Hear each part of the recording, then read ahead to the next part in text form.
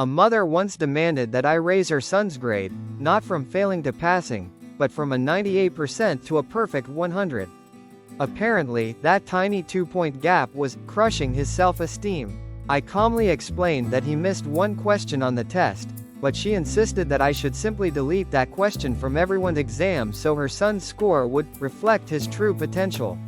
When I refused, she threatened to report me for emotional negligence, claiming I was traumatizing her child by holding him accountable for a single math mistake. During a parent-teacher conference, a dad proudly told me his son couldn't possibly be failing history. Why? Because, in his words, we're Americans. We make history. We don't need to study it. He wasn't joking. He went on to say his son's time would be better spent playing war video games because they provided a more interactive understanding of global conflict. He genuinely thought Call of Duty was a valid substitute for a history textbook. A mother once stormed into my office after her daughter got detention for breaking the dress code. The student had worn a crop top that was basically a designer bra. The mom screamed, "It's a $200 top. Do you know how many of your paychecks it would take to buy that?" She seemed convinced that the price tag overruled the rules. She demanded an apology for my lack of fashion awareness, and insisted that expensive clothes should be exempt from school policy. One parent swore her son Kevin was allergic to the number 7. Not peanuts. Not gluten. The number. She demanded that I remove any 7s from the math problems and avoid even saying the number out loud. She claimed that seeing it gave him numerical hives. I had to sit through a surreal meeting with my principal to discuss how exactly to accommodate a supposed allergy to arithmetic. A dad once emailed me furious about the class pet, a harmless little hamster named Squeaky. He said his daughter was destined for greatness, and shouldn't have to share a classroom with a common rodent. He suggested we get a more inspiring animal, like a baby eagle or a mini pony. He even included a link to a company that rents ponies for educational experiences. I still don't know if he was serious, but the email sure was. A mom sent her first grader to school with a handwritten note pinned to his shirt that read, "My son doesn't eat vegetables. Don't offer him any. Give him his chips instead."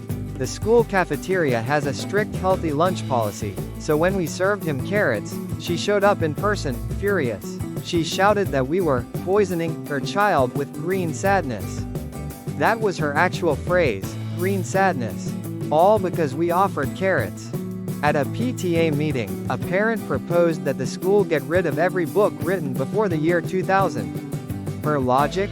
Anything older than that was probably boring and irrelevant. She said kids would be more engaged if the library only had books about YouTubers and TikTok trends. She even called Shakespeare the ultimate boomer, and complained that his plays had too many weird old words. She wanted Romeo and Juliet replaced with influencer memoirs. I wish I was exaggerating. One dad asked if we could skip teaching his daughter about the solar system. His reasoning? He didn't want her to know there were other planets. He feared it would distract her from Earth, and make her less patriotic. He sincerely believed that if we told her about Mars or Jupiter, she'd lose focus on America. His solution was that we should teach her that Earth is the center of the universe and that everything else is just decoration God hung up in the sky. I didn't know whether to laugh or cry. A mom stormed in to argue her son's grade on a rainforest diorama. He got a C, and she was outraged. When I showed her the project, a shoebox with a single plastic dinosaur glued inside, she smiled proudly and said, "Exactly, it's minimalist. It symbolizes the emptiness of the forest after deforestation. It's a statement." The assignment was to show the biodiversity of the rainforest. But apparently, extinction was her son's artistic interpretation. Once, a mother demanded that another child be suspended because he looked at her daughter with mean eyes during recess. He hadn't said or done anything. She claimed his aura was hostile. She called it psychic bullying and wanted us to hire a spiritual counselor to cleanse the playground of negative energy.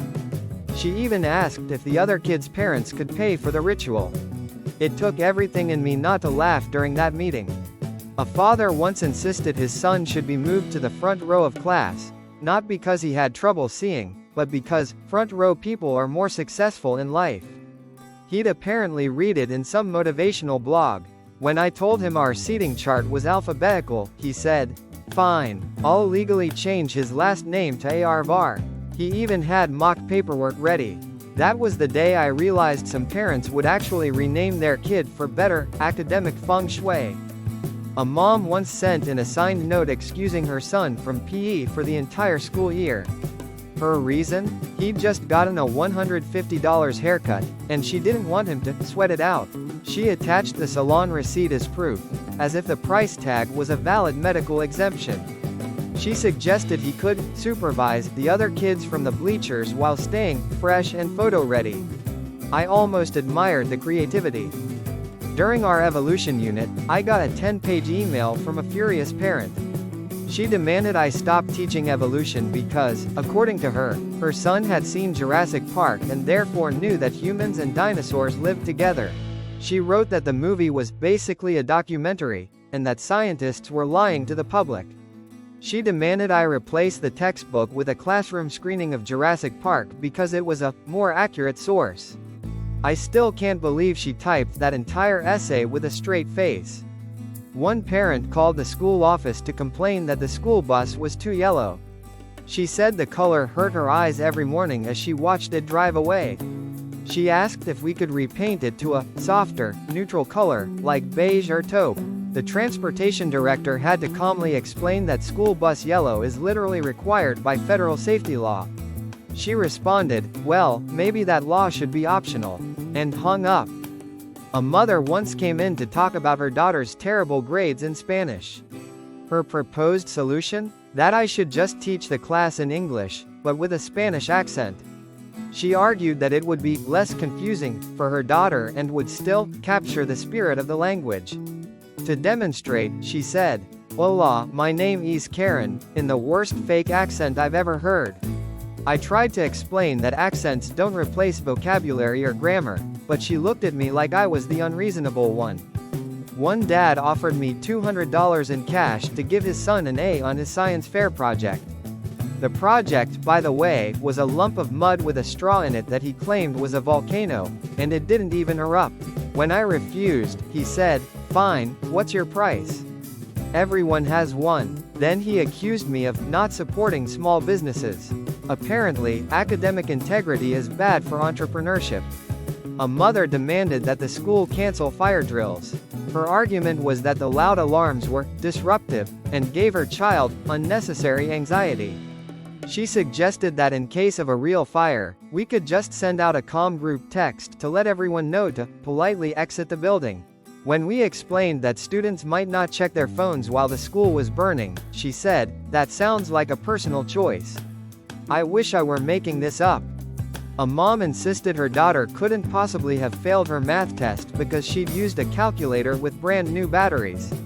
She was genuinely convinced that fresh batteries made the device more accurate.